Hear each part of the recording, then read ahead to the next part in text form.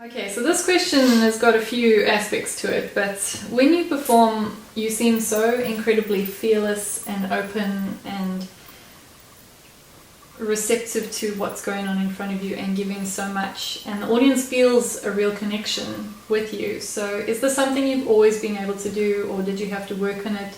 Can you remember if there was a moment where you realized this, and what was that moment, or how did you get to that point, or are you completely unaware of the rawness and the connection that you have? I think there's a part of me who is unaware, so it comes out naturally. So also, I don't know if this is good or bad, but the stage is my happy place. I'm never as happy in my life as when I am on stage. I'm genuinely happy. I feel that on stage people understand me, they see me for who I am. I feel cherished, and I feel loved, and I feel just understood, which I think for any human being is a big deal. It is. Independently of us being aware of it or not, I think being understood for who we are, it's very important for us, for our, peace of mind and inner realization. Since I was very little, I had beautiful dreams on stage. When I was studying classical ballet, for instance, and we had this, every 3 months we had like exams on theaters. So we used to perform from the beginning. My first performance on television was doing classical ballet, or monkey version classical ballet on television when I was 5 years old. 5. So yeah, on Portuguese television in a children program called Brinca Brincando. So, and I remember that I was, there was spotlights and cameras. I was 5 years old, man. 5 years old, and I remember this was like, oh my God, I love this. I love to perform. I love to have cameras pointed at me. I love to have people looking at me when I'm dancing. And from that point on, every time that we presented our classical ballet pieces, the 3 master shows, I fell asleep on the stage, waiting for my place. And I always had the most beautiful dreams. Aww. Always. So the stage for me is associated with home, with safety, with warmth, with a place where I can be myself. And I know people will see me. Yes. Not their ideas of me. They will see me and they will feel me. Something that you don't get in normal life. People have their own opinions about you, and they make their own ideas about you. So on stage it's just me sharing who I am and my life and my dance with people, and I know every single time, thanks God. So I don't know why. There's a part of it I think that is really from God. It's not my merit, It's the ability to create that connection. Part of it's a mystery to me. I just do what I do the best that I can, according to the audience that I have and according to the conditions that I have. Let's say that if I dance with a good orchestra, then I'm really in my power zone. Yeah. If I dance with a good orchestra, which happens to be my orchestra, then that's a completely different experience. So nowadays, when people see me dancing on CD, for instance, which happens in most festivals and events I go to, they're seeing like 5% of me. Wow. So with a good orchestra on stage, or with an orchestra that happens to be mine, so there are musicians that I know and musicians that I like, that's even a completely different experience, and it's like heaven to me. Now, I also think there's a concept in my head of what it means to perform that helps to create that connection, which is I'm not there to show off how talented I am. I'm not there to show off how many years of study I have in my back.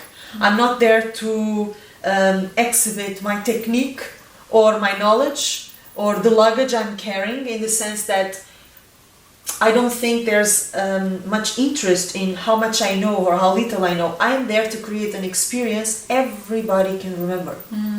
And relate to. And relate to, absolutely. Yeah. You know, independently of, you know, when we're talking about an Egyptian audience, that connection is much easier. Yes. It's direct. And I'm more free also because there is no need to translate anything. They understand me directly, I mean, without moving. But for foreigners, when I dance for foreigners, what happens is that I really have to make some adaptations. You know, I have to be aware that these are foreigners. They're not Egyptians, they don't understand the music, they don't understand the language, if there are lyrics in the song that I'm dancing. So there's certain limitations that I have to try to adapt to. In the end, the main goal is to create moments of life. It's not to exhibit knowledge. Yeah. It's to create a moment of life. To drag these people with me on a journey of feelings, humor, happiness, sadness, shock, if that's the case, frustration sometimes, rage sometimes, nostalgia, ecstasy, love, passion, life. Do you think it's something that other people can learn to do though? Because it's something that foreign dancers who aren't, you know, able to go and work and have the experience of dancing in the Middle East or Egypt itself struggle with. And, you know, it's a question that comes up. It's one of the questions that we've spoken about when people have seen your videos or experienced you live. How, you know, is there something that you can tell us that we could use to help us get to that point where we can be real on stage, tell stories, share the moments? Well, first of all, you know, let me add something here, because I think there's a lot of confusion between dancing in Egypt and being a great dancer. Just because you danced in Egypt doesn't mean you're a great dancer, huh? Yes. So, and Egypt itself does not give you the talent. Egypt itself does not give you a lot of the knowledge and insights that you eventually come up with by yourself. Yeah. So Egypt is a context that helps you. If you already have the seeds, it allows you to flourish. Yes. But the seeds need to be there. Egypt does not provide any seeds for anybody. No. At all. I mean, really not. It will eventually even try to steal the seeds if it can. It's very rough and it doesn't provide answers for anything. Egyptian audiences are quite demanding. They are my favorite. I think Egyptian musicians are the best in the world, hands down. It's my opinion. Egyptian audiences for me also are the most pleasurable to work for, but they are the toughest, especially if you're a foreigner. So nobody is there to insufflate your self-esteem or to give you the answers. This is how you do it, this is there you do it like this, if you want to connect, this is how you do it. It doesn't exist, it doesn't go like that. So dancing in Egypt in itself does not provide the skills that you may have. It may provide information, but what do you do with information? That will depend from person to person. You can spend your whole life in Egypt. Not. And there will not be any evolution in your dance. And you wonder how come somebody has spent 20, 30, 40 years in Egypt and she hasn't learned anything. How is this possible? She or he, no? You mean, well, maybe intellectually this person learned stuff. You know, you learn how to speak Arabic, you learn things about the culture, you know how things go around, but that doesn't necessarily make you a better dancer. Because those are concepts. They are ideas. But what makes you a great dancer is what you do in the practice. From the concept to the practice, there is a distance. It's good if you have the concept and the practice together. But not necessarily. You don't see that a lot. Yeah? So I just wanted to clarify that. Yes. In relation to you know, suggestions to dancers, I think there is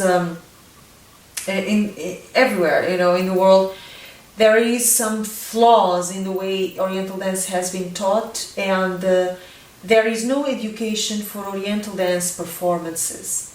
People don't know what to do. You have the coffee shop, restaurant circuits in most countries.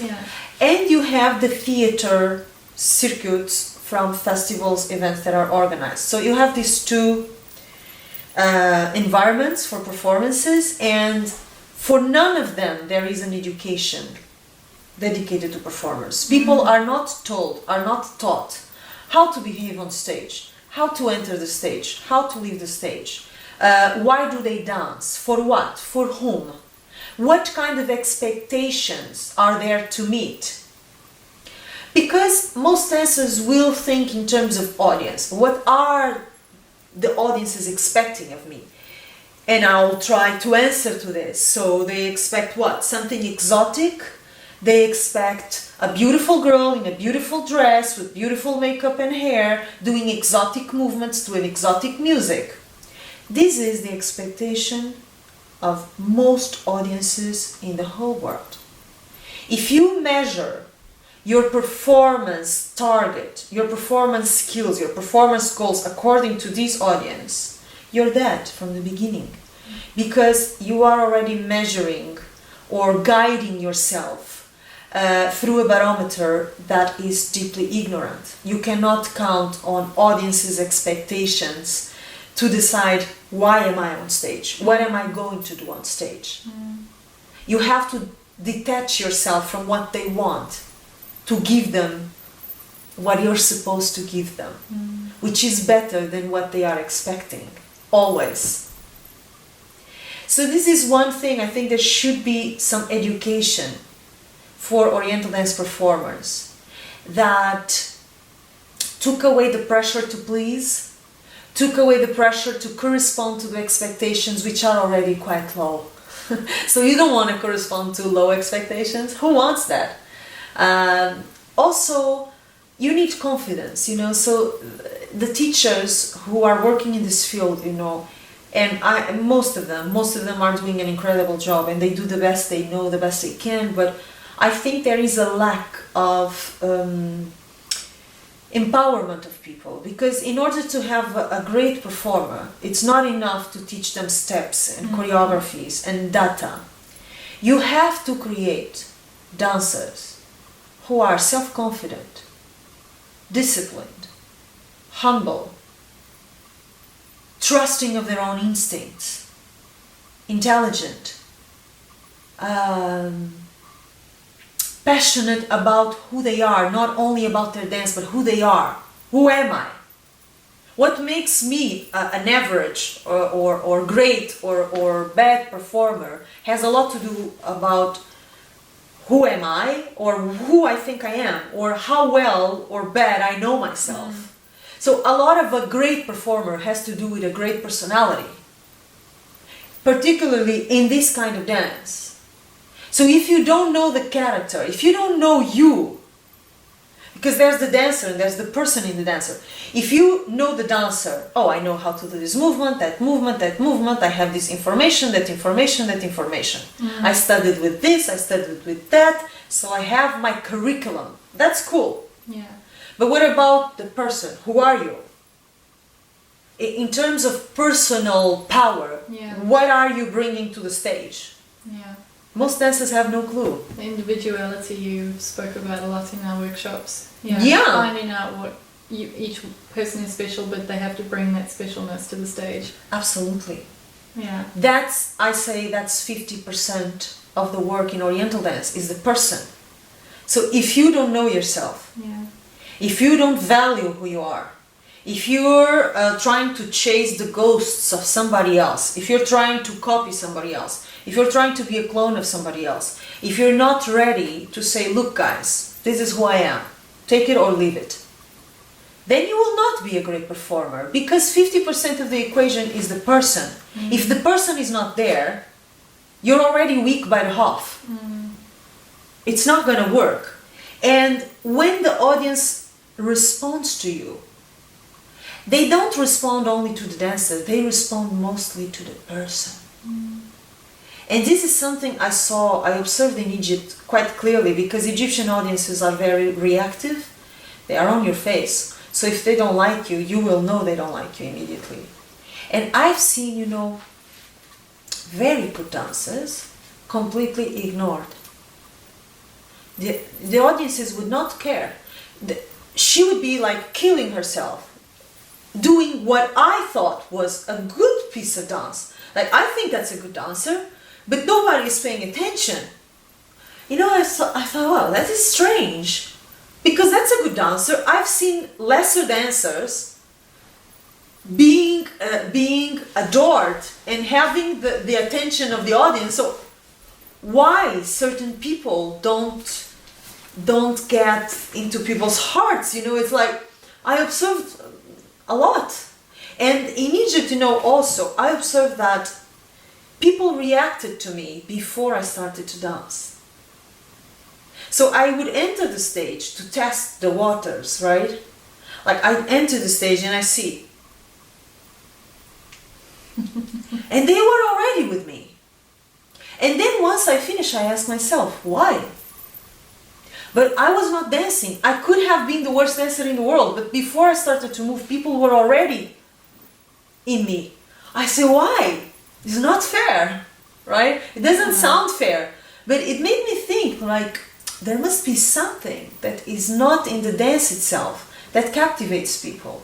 And gradually, you know, through the observation of my own work and what made a show successful, an observation of other dances, other shows, even other kinds of dances, not always Oriental dance, I realized that a lot of the dance success, a lot of the performance success has to do with being able to connect on a personal level with audience, and not only with knowing what she's doing. That's very important, but not only. If you rely only on that, you're not able to create that link. You're not able to create that connection. Also, the willingness to expose yourself. Yes. And eventually make a fool out of yourself, even, and make mistakes. This is very scary for most dancers. Yeah.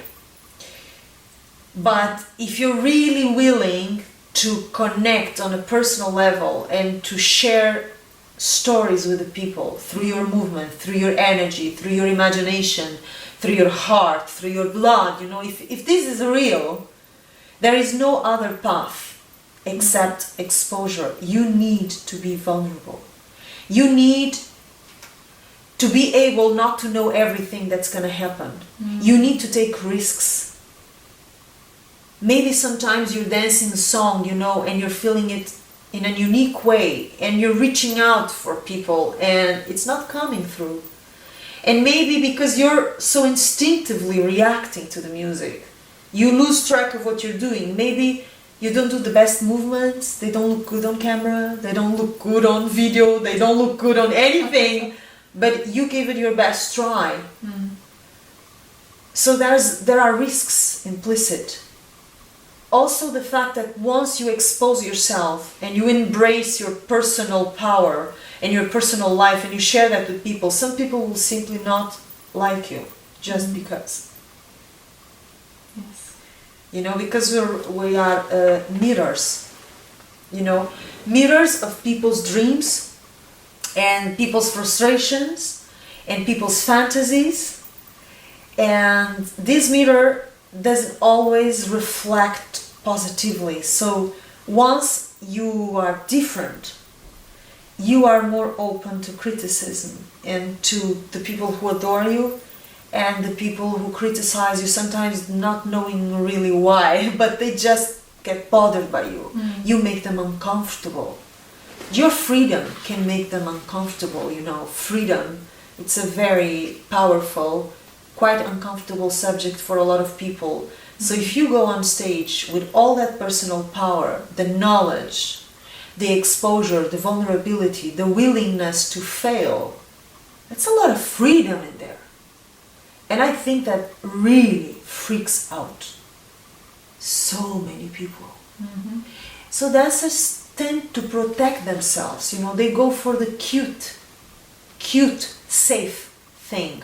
I'll prepare this, I'll prepare that, this is the angle, this is how they're going to see me, This is anyway what they're expecting. Everybody applauds in the end. Everybody goes home. Bye-bye. See you next life. Done. So this is safe. I'm not saying it's not safe. Yeah. It is safe. You know, if I prepare the choreography, highly technical, very elaborate, filled with intricate subjects and movements and tricks, and people would probably, you know, at least applaud. People would probably tell, oh, fantastic dancer, amazing technique, but nobody would feel a thing. The experience, the emotion, the way I like to move them would not be there. So I sacrifice cute and perfect and safe for something that is human and real and raw, and that turns a show into an unforgettable moment. And I take the risk gladly. I don't mind to fail. I don't think it is the worst thing in the world. Life is very big, it's very wide, it's very interesting. Yeah. If I fail, it's not the end of the world for anybody. So I'm okay. Wow.